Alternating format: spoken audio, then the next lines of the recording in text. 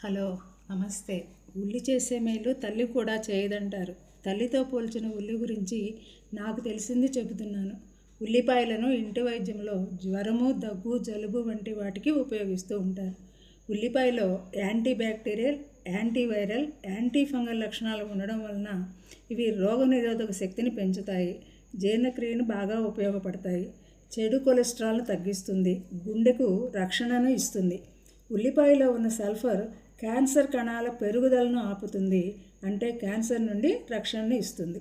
ఉల్లిపాయలో calcium కూడా ఉంటుంది. ఇది ఎముకల పెరుగుదలకు, దృఢంగా ఉండడానికి ఉపయోగపడుతుంది. శరీరం వాపులు, నొప్పులు తగ్గించడానికి ఉల్లి బాగా ఉపయోగపడుతుంది. వేసవిలో ఉల్లిని తినమంటారు. ఇది చలువ చేస్తుంది, ఎండ వేడి నుంచి మనకు రక్షణ ఇస్తుంది.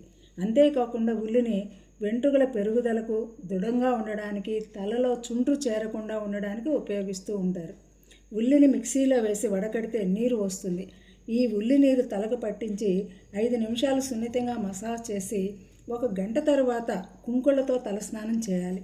ఇలా చేయడం వలన వెంట్రుకలు రాలడం తగ్గుతుంది, కుదుళ్ళు గట్టిపడతాయి, వెంట్రుకలు ఒత్తుగా పెరుగుతాయి. ప్రయత్నించి చూడండి. ఉంటాను. నమస్తే.